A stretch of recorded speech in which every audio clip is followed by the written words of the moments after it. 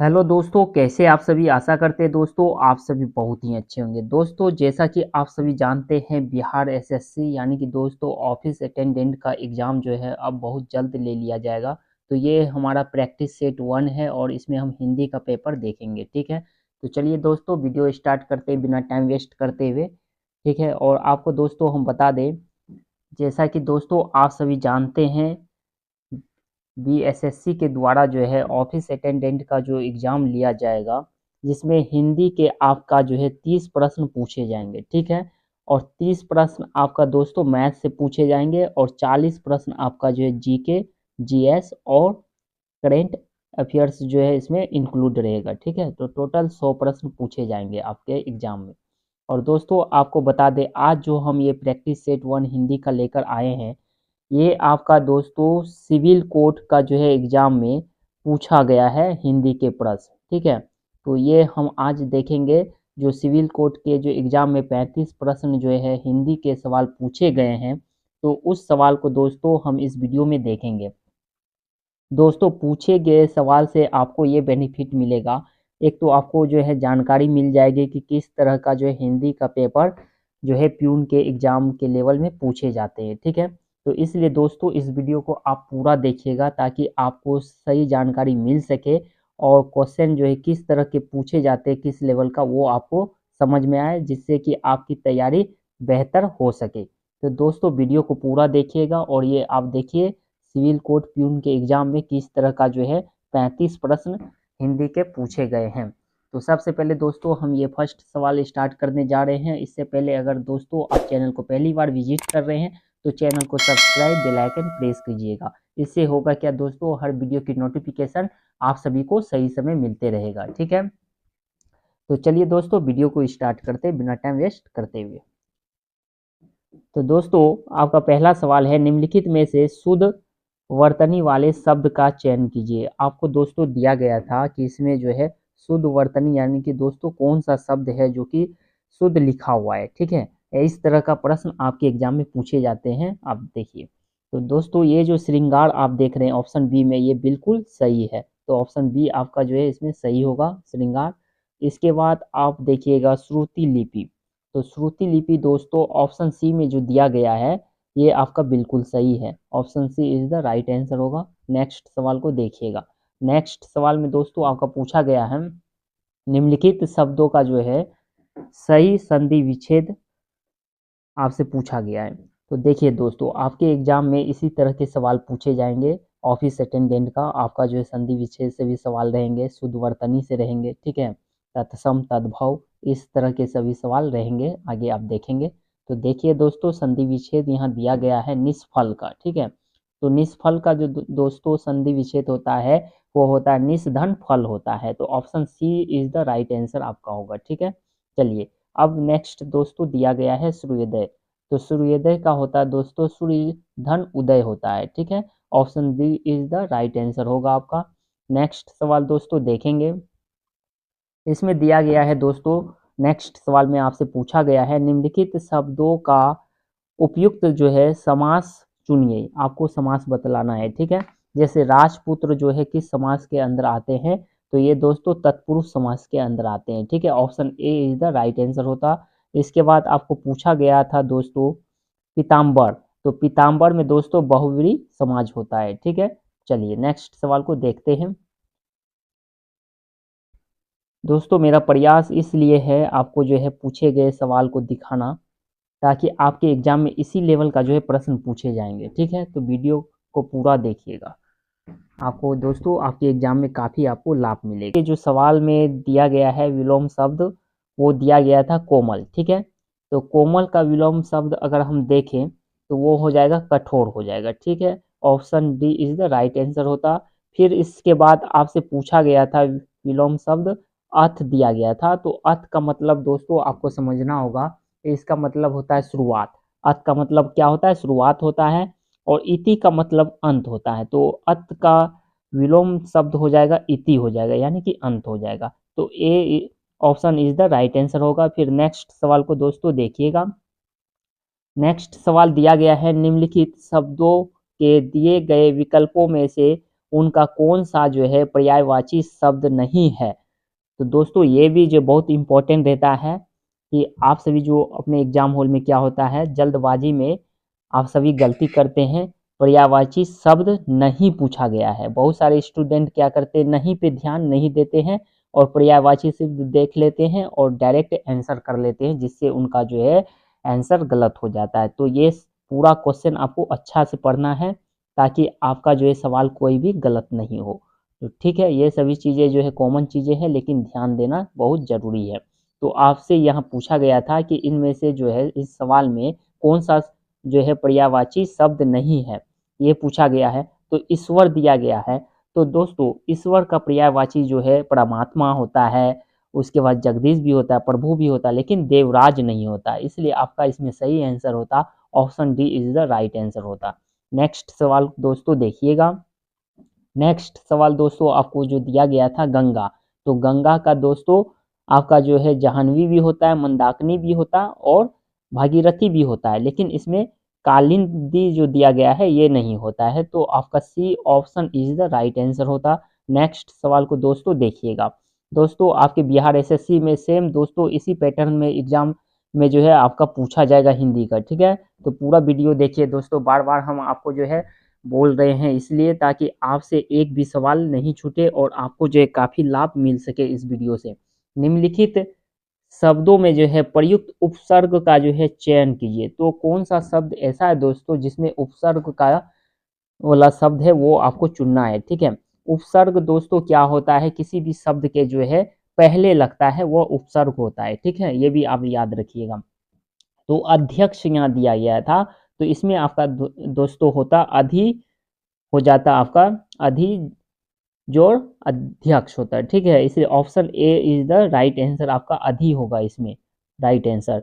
और इसके बाद आपसे पूछा गया है दोस्तों प्रतिकूल पूछा गया है, तो प्रति जोड़ कुल होता है, ठीक है, तो प्रतिकूल हो जाता है, ठीक है। तो option D is the right answer आपका होगा इसमें। नेक्स्ट सवाल को चलिए दोस्तों देखते हैं।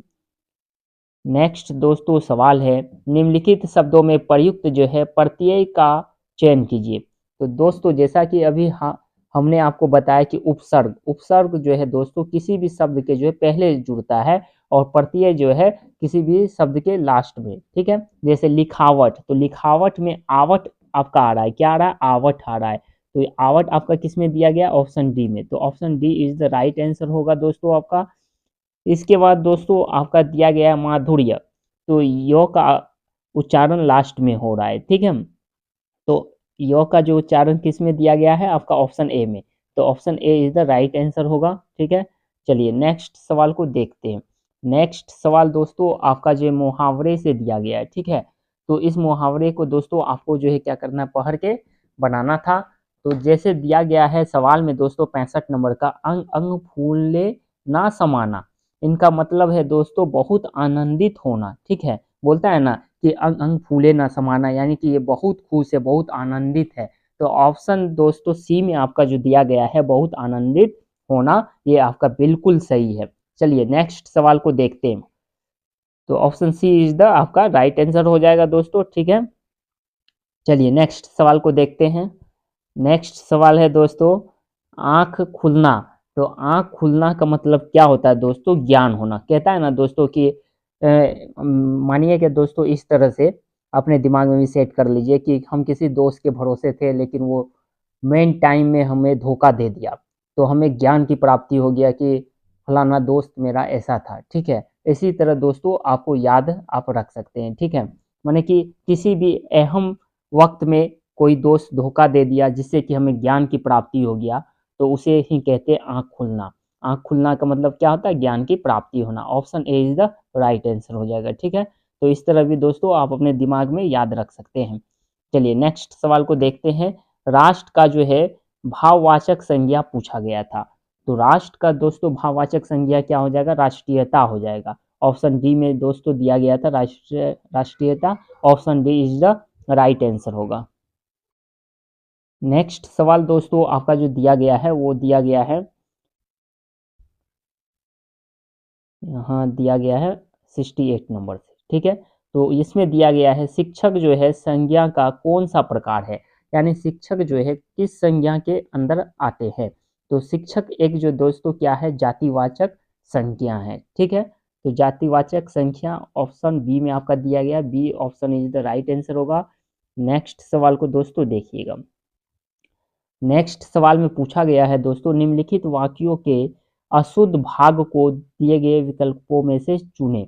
तो कौन सा जो है गलत है। तो इसमें दोस्तों दिया गया है, समय का सदुपयोग से मनुष्य देवता बन जाता है।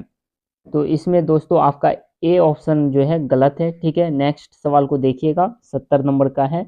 इसमें दिया गया है, जो मनुष्य राष्ट्र प्रेमी होता है उसे देश की जो है एक ना एक वस्तुओं से प्रेम हो जाता है।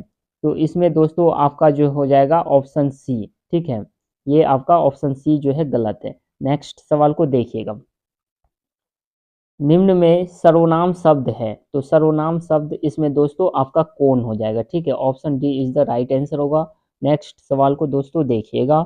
नेक्स्ट सवाल है दोस्तों, निम्नलिखित में से कौन सा प्रश्नवाचक सर्वनाम का उदाहरण जो है नहीं है, ये आपसे पूछा गया है।